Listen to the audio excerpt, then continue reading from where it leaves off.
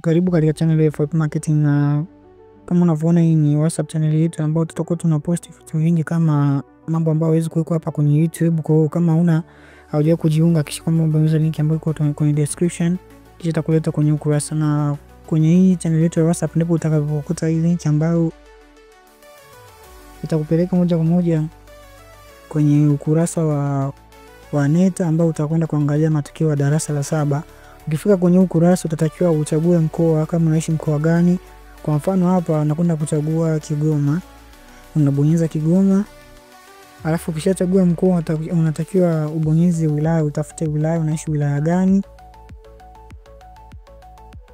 Na ukishachagua ya wilaya, baadaye utaona majina ya shule zote ambazo zinapatikana kwenye wilaya. Kwa hiyo utatakiwa uchague hiyo shule. Yanza ukichagua shule utaona matokeo ambayo yako hapo, na ili kupata matokeo unabidi ukumbuke namba yako ambayo ulikuwa unatumia, na utaangalia namba kama je umefaulu au hujafaulu. Kama unavyoona yote matokeo ambayo yapo.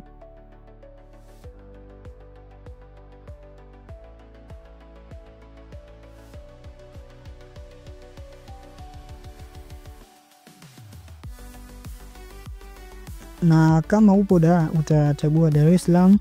Nzeni ukishachagua Dar es Salaam utatafuta wilaya. Kama upo Temeke, kama upo Kigamboni unachagua hapo. Nzeni unakwenda kuchagua shule ambayo umetumikia mtihani wako.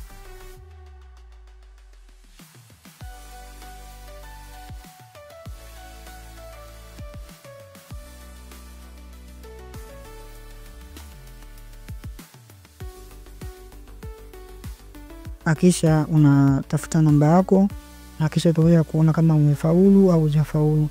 Au kama hutaki usumbufu, hutaki kuhangaika, utakwenda kubonyeza kwenye vidote vitatu ambavyo viko kwa juu. Lazima utatafuta kwenye find in the page, na kisha utaweka namba ya shule, jina la shule, alafu atakuletea hapo kama hutaki usumbufu. Au hivyo pia unaweza kutumia kutafuta namba yako, ukaipesi namba yako tu hapo, wenzao watakwenda kukuletea namba yako. Kama umefaulu utaweza kuona hapo, na kama hujafaulu utaweza kuona hapo.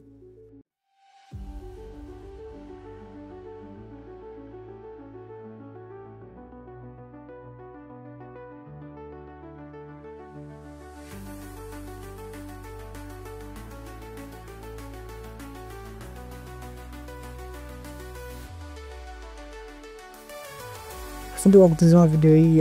Hambo subscribe, like na comment, na kama unahitaji kupata content nyingi kama hizi, usisahau kujiunga kwenye WhatsApp channel yetu kwa ajili ya video nyingi zaidi.